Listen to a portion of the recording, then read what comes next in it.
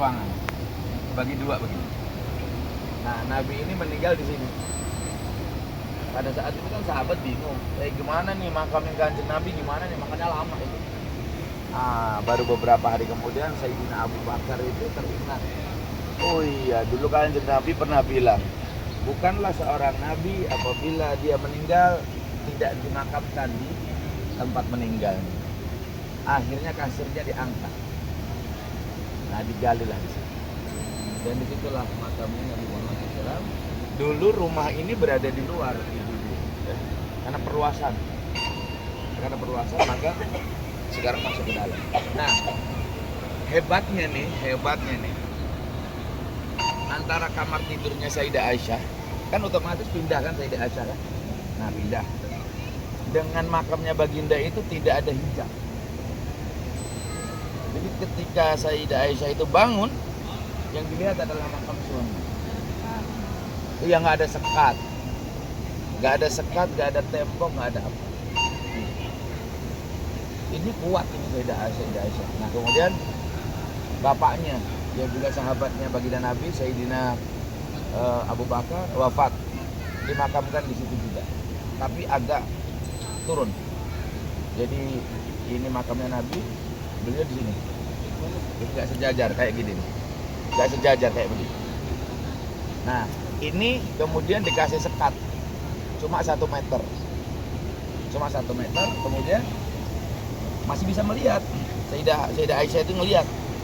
Itu makam 2 orang yang paling berjasa buat Nabi. Satu suaminya Baginda Nabi, kemudian Sayyidina Abu Bakar. Nah, yang ketiga nih sahabatnya ini galau nih.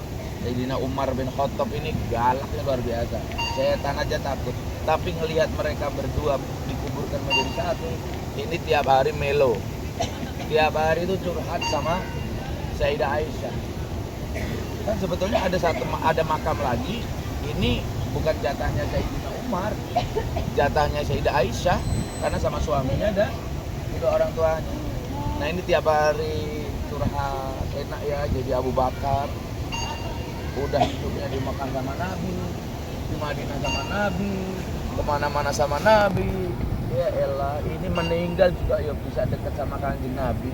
Enak ya jadi Abu Bakar gitu.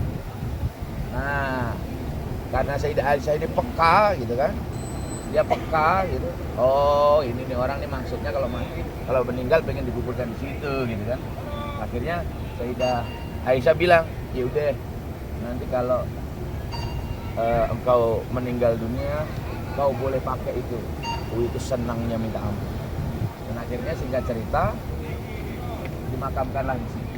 Jadi ada 3 makam di situ. Yang pertama Baginda Nabi Muhammad SAW, yang kedua Sayyidina Abu Bakar, kemudian yang ketiga itu Sayyidina Umar.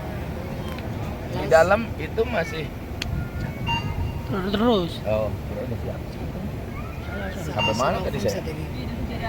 Oh ya, di dalam itu masih ada satu lubang. Masih ada satu lubang galian. Itu akan dipakai oleh Nabi Isa alaihissalam. Ya, karena beliau naik ke ini kan belum wafat, ya, nanti beliau akan dimakamkan di situ, gitu kan? Dan ini memang jarang orang tahu. Orang bilangnya di makam itu cuma ada 3. Dan makam yang paling kuat pengamanannya sedunia adalah pengamanannya jasadnya Baginda Nabi Muhammad SAW.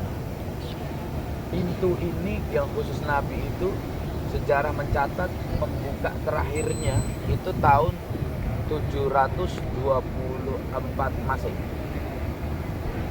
Jadi memang bener-bener ini. Dan percobaan pengambilan pencurian jasadnya Nabi Muhammad SAW itu sampai 7 kali. Dan yang paling parah adalah hanya tinggal 3-5 meter itu jasadnya Kanjeng Nabi akan diambil oleh orang tidak bertanggung jawab.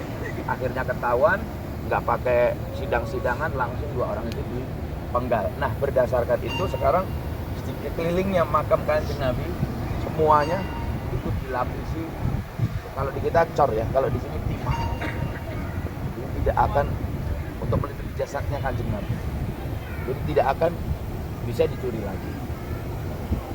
Ya, di Madinah. Nah, Sayyidah Aisyah dimakamkan di mana? Di sini. Di makam Baqi. Nah, maka baki itu ada Sayyidah Hafsah juga di sini. Cucu-cucunya Nabi juga di sini.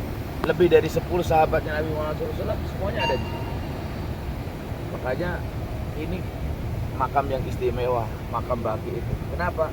Orang yang dimakamkan di baki mendapatkan jaminan syafaat dari baginda Nabi Muhammad SAW. Gitu. Maka ibu-ibu yang dirahmati Allah, kadang kan ibu bertanya begini, kenapa sih kalau kita meninggal jasadnya nggak dibawa ke Indonesia, gitu kan ya? Nah, salah satu SOP-nya adalah kalau kita dia jenazahnya mau dibawa pulang ke Indonesia, maka ininya harus dicopot, matanya dicopot, kemudian isi perutnya harus ditinggal di sini. Kenapa? Karena ini yang membuat busuk, gitu, ya, membuat busuk. Dan biayanya paling cepat itu kurang lebih 3 minggu 1 bulan, dan sampai sana tidak boleh dibuka lagi. Banyak yang minta seperti itu, Ustadz, berapapun biayanya akan kami bayar. Yang penting jasad ibu saya, bapak saya semuanya dapat dibawa pulang ke Indonesia. Biasa kan kalau orang masih galau gitu kan, pengennya dibawa pulang.